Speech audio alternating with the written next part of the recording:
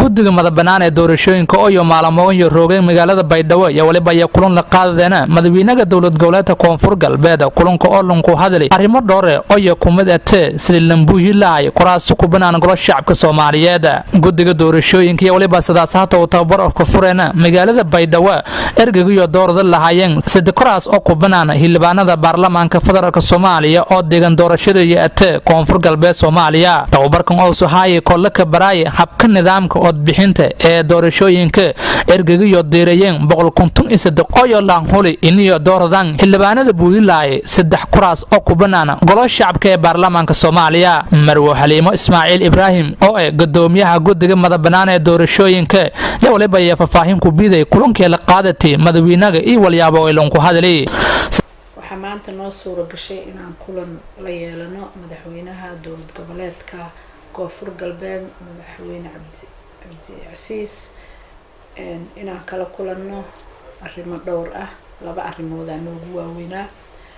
arrinta ugu horeysa waxay ahayd in aan maadaama aan nimid gobolkii aan qabanayno boos buuxin kuraas ka banaanaatay baarlamaanka golaha shacabka federaalka baarlamaanka federaalka golaha shacabka inaan u sheegno inaan u nimid shaqadaas inaan qabanayno wafdi ballaaran aan ahayn oo ka koobnaa 5 commissioner la taliyaasheena la taliyo kamid ah iyo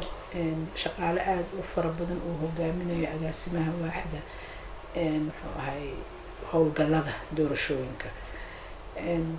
madaxweynaha waxaan u sheegnay in aan 3 kursi buuxinayno in aan si buuxda u hayno labada ergo ka kala socdaan muxuu ahaa beesha galadii iyo beesha bagadi ee laba kursi ee ka kala banaanaatay noona dhiman tahay ergadii inaan maanta helno isla maanta helno beesha xariin ergadeedii kursiga uu baneeyay madaxweynaha ruuxadiisa oo ku wargelinay inaan u baahanahay si dhaqsiyo ah ergadaas odayaashii ergadana aan la xiriirnay noo ballan qaadeen inay isla maanta soo gaarsiinayaan magacyada madaxweynaha si qurux badan noo soo dhaweeyay wuxuu noo sheegay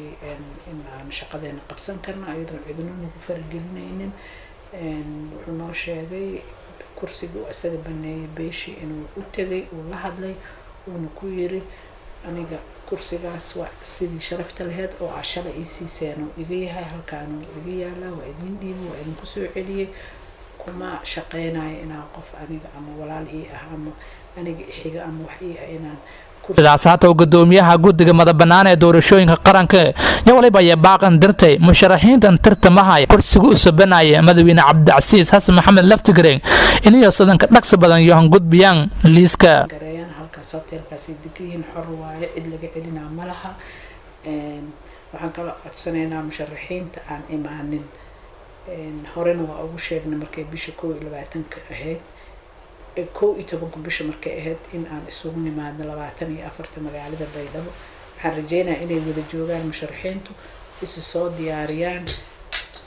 berri dambe oo ah 27 bisha Abriil waxaa dhacaysa doorashadii muxuu ahay kuraastaas lagu buuxinayo waxaan rajeynayaa inay